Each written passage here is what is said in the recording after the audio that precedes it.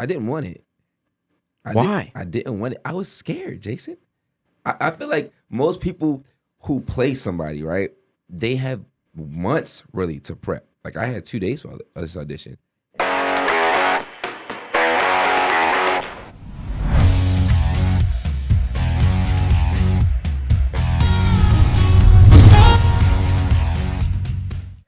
Hey, what's up, everybody? Welcome to today's episode of Talent Agent Talk, where we are bringing you educational lessons and real-life stories behind the scenes of film and television.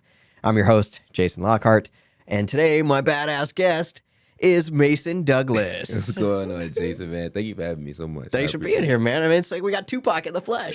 That would be me. That would be me. So Mason is definitely recently known as Tupac on BMF. Love the show. Loved your work. Thank you. Can you take me back to that audition, man? Like, what was going on? Yeah, I mean, to this day, I think that's the wildest audition I've ever had. I remember you sent it to me like early in the week, Sunday, Monday-ish, and I was like, young Tupac, like, man, that's dope. But I just whatever, so how it goes sometimes with not knowing if you're gonna get a role, especially when you're playing somebody. And then I don't remember the exact timeline, but it was something like this. It was initially supposed to be due Wednesday, the audition. And I think I was like preparing to, I got it Monday, preparing to like shoot it Tuesday night, send it by Wednesday. And then the next thing I know, the next morning you're like, hey, I need this by tonight. I was like, oh, okay. Like, yeah, they're shooting tomorrow. It's no longer due. So I'm like, okay then. So let me go ahead and get this in. And then it went from like, I got everything prepared. I called some friends, was able to get a reader. And then now it's, I know I told you tonight, but can you get in the next hour? Like, you're texting me all this. I'm freaking out. Like, what is going on? You're like, everybody's moving fast. I think they want somebody else, but I know you can kill it. And so Before you even knew. So I'm studying, doing as much research as I can. I like found the best replica like Tupac outfit I could find. I like had a jean jacket, a navy blue sweatshirt. I tied a bandana around my head. Like I remember vividly. And then I was just listening to Tupac before my audition, just having a good time. I love Tupac. He was raised in Baltimore for a while. I'm from Baltimore. So it's a cool connection, but that was that. And then I finally submitted it in after all of that back and forth nervousness. Like, wasn't really sure how I did. I feel like I did my best, absolutely. But it's auditioning. Actors know this. Y'all know how this goes. It's like just do it and don't think about it. And so it's funny because at this time I was working overnight still as a valet. So I remember turning it in and then going to work that night at a hotel to work valet, and I was in the valet room. And of course, a lot of people don't know this. You probably would as you've talked to me, but like I didn't want it. Why? I didn't want it. I was scared, Jason. I feel like most people who play somebody, right, they have months really to prep. Like I had 2 days for this audition, and then most, a lot of people are dead, but if they're not, they get to talk to the person. They get to see their family. It's a lot of prep work when you go into playing somebody, whether you're playing the young version of them or old. And just as an actor who really cares about the work, I wanted to do the best I could. And there are certain people on earth, I just genuinely feel like no matter who you are, it's hard to emulate. Absolutely. They're one of one. You know what I mean? They're like the Tupac and the Whitney Houston and the Michael Jackson. Like, no matter how good you are, you're never them. And nobody's ever them. It's one of one. That's what makes acting so unique. It makes you so unique because can't nobody else play you better than you. So I totally get it. But like, I really didn't at the time. And then again, like, it was BMF as well. Like, this is one of the biggest shows in the world. Like, and I wanted to be on BMF. We had plenty of auditions. I had opportunities for recurrings, and I was getting pinned a couple of times. So I'm like, I really am close. And I wanted a role on BMF that would have been more episodes, honestly, just because it was one of my favorite shows. But again, Tupac was so iconic, I wasn't against it. But genuinely, I didn't want it. Plus, I knew it was gonna happen. BMF averages like 5-6 million people a week. I'm like, this is gonna go viral. And as good as I know I might be, somebody on the internet is going to tear me up. You know what I mean? Like, there's always going to be something with somebody to say. So you can't please everyone. You can't please everyone. I knew it came with the territory, but like, genuinely, at first I didn't want it. I was scared. I'm like, I don't know how I'm going to be able to do this in 48 hours. You know what I mean? That was just my mentality. That's fair. I would do it, but I didn't know how I was going to be able to do it. So all night at valet, like, it's slow. People are asleep. I'm in the hotel. I worked at a hotel valet. So I'm like watching his movies. I'm watching Juice. I'm watching Poetic Justice, YouTube interviews, and listening to his music. Just trying my best to see, like, if I did get this role, how prepared I could be. And then I remember being up all night. You text me like literally as soon as I parked back in my house, 8 a.m. And he was like, you didn't get it. They went another direction. I was like, it's okay. part of me was actually relieved, because I was scared. I was so mad. And then because I had told casting, like I told you, get it to me in an hour. Yeah, I you told did. casting he's going to get it to you in 50 minutes. You did. I remember that you were fighting so hard. That's the one thing I will say. Like, I appreciate. I just never seen you that vigorous. You know what I mean? You always were I hard love for me. Tupac. But that was a passionate one for you. You know what I mean? Yeah, I could tell. I love the show. That was a passionate one for you. And I love you. Like, it just all made sense. It was very exciting. It was different. I parked home that morning. I remember you texted me, and you were It was like 7-something in the morning. Literally 7, 8 a.m. And then you were like, they decided to go another direction. Like, you didn't get it, but that's it. And I was like, I appreciate you though for fighting so hard. Just the opportunity in itself to audition was great. And then I take a nap because I'm working all night. And the next thing I know, I wake up. This is maybe 3 or 4 o'clock now. You called me. I'm like, hey, Jay, like, what's going on? Everything okay? You're like, yeah, buddy, I need you to go to the barbershop and cut your hair. Huh? Didn't I say, come to my house? Yeah, and then you changed it. He was like, actually, no, I'll cut your hair. You come to my house. You free? I will shave your head right now. Get and over I was here. like, well, Jason, what are you talking about? He was like, they came back. You got the role. No way. If you're an actor and enjoying this episode and this story with our host, Jason Lockhart, then you're going to want to listen up. Getscene's biggest event of the year, the Southeast Actor Conference, is approaching quickly. It's a 3-day in-person event right here in Atlanta, June 7, 8, and 9. And Jason is going to be joined with another 12 industry pros, along with some of the top instructors here in Atlanta as well. This event is going to be an incredible way for you to help build your actor community, make those connections you need to move forward, and then also build a really proper strategic plan to move you forward in your actor journey. If you're looking for a discount to this event, great news, because we're still in early bird pricing, and there's even an additional promo in the pinned comments. So go there right now, grab your ticket. Space is limited. So if this sounds like an event that's going to move you forward, that's getting you excited right now, go to it right now and grab your ticket. And we look forward to seeing you there. And so does Jason. Back to the show. And we got a decent deal, too. I think we got a great respectable deal. Like, it was great for me. But I just was so in shock because after all that back and forth, and then the no and the yes and getting it quicker, and I'm like, I thought it was like over. I was relaxed. And then all of a sudden, you're like, no. And then you were on set fast. Literally. So I was on the phone with you, and you told me that I was going to get a call from production. And I got the call while we were on the phone.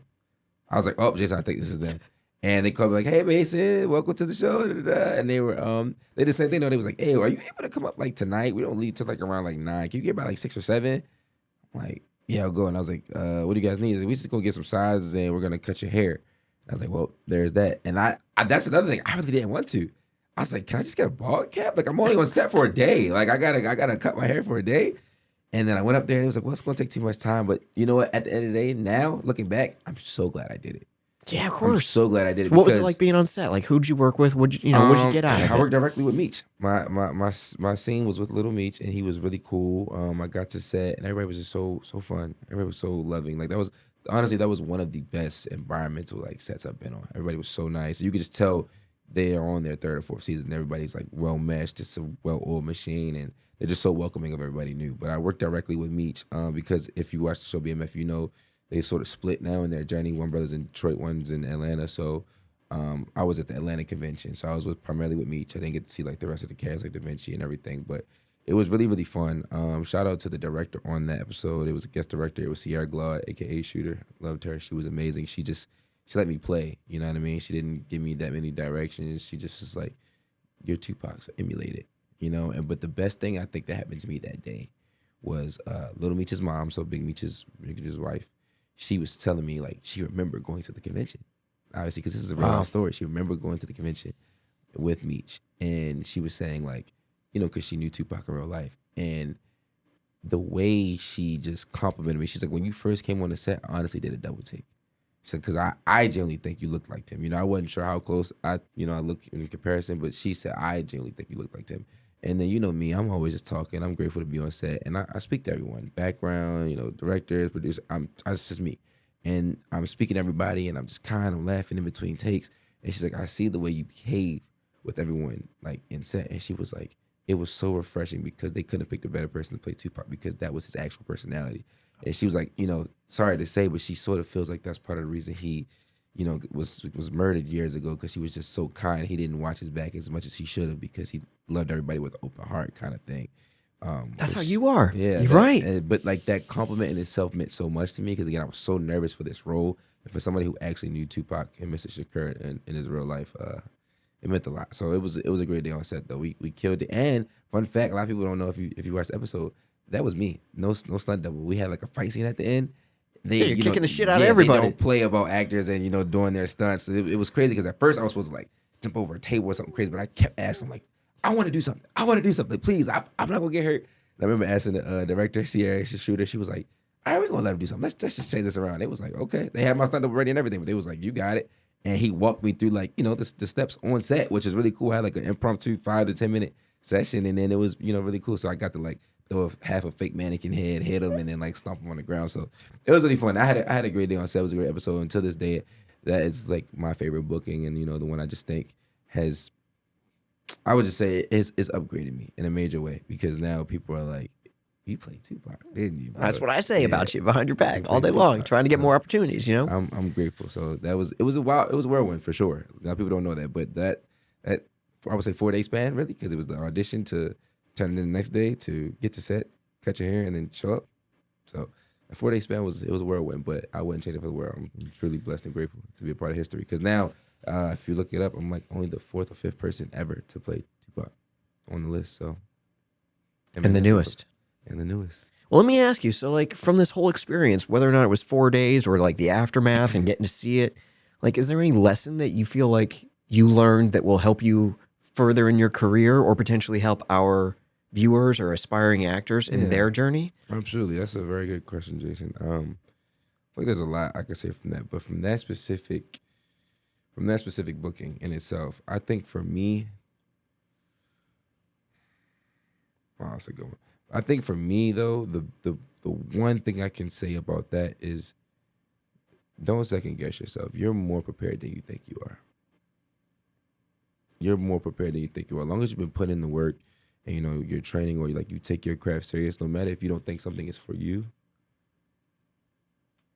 God makes some mistakes. I'm a religious guy. I'm a believer, and you believed in me. Casting believed in me. Production believed in me. Like everybody else knew I was prepared. I did. I love that. Like there is a chain effect and there's a line from you all the way up to the showrunner. And I have her number to this day. Like she always says, thank you so much for coming and showing up for us because we didn't know how we were going to make this thing happen. And you dropped in our lap the day before and you absolutely killed it. So it's as much as you are worried, because I know as actors, that's how we are. Like we're always in our heads and a lot of actors need words of affirmation and you just don't know. You're more prepared than you think you are. It's huge. Huge. Confidence is huge. Well, dude, thanks for being a guest on the show. And as a token of thanks, what if I were to tell you that I got a free car for you as a gift? A free car? So I got this bag here from Sarah Carpenter, my boss. Go ahead, watch the mic, but reach in and without looking, go ahead and grab a car. I like this. Let me see. I hope it's a convertible or something. Could be. Could be. What we get? Oh, I like that. I got me a nice little Audi, you know what I mean? With the what's this? Money green. Hello. There you go. Money green. Thank you, man. This is dope. I appreciate it. You belong in an Audi, no doubt. Audi would be sweet. Thanks again for being here, Mason. It means the world to me to get to just, shoot the shit with you about really a very exciting booking and a part of our timeline. I appreciate and your career. It's really about you. Thank you. So thank you for being here. To all of our viewers, thank you for watching our show today. And thank you to Jesse Melanowski and Get Seen for producing Talent Agent Talk. And if you would like to be a guest on this show and have an exciting booking story or an educational lesson that you learned from set, feel free to pitch it directly to us to talentagenttalk@gmail.com. Again, that is talentagenttalk@gmail.com. Thanks again, and I hope something great happens to you today. Thanks again so much for watching. And if you loved that story and were interested to learn more about the casting office that actually cast that show, then I have some really cool news because our sister show, Get Seen Unscripted, actually had them on the show. So you'll see it right here. Do not miss that episode. Over an hour on one-on-one with that casting director, talking about things that they like, don't like, to help give you the edge in your next audition. So thanks again so much for tuning in and watching. Make sure to subscribe if you haven't already. We'll see you on the next one.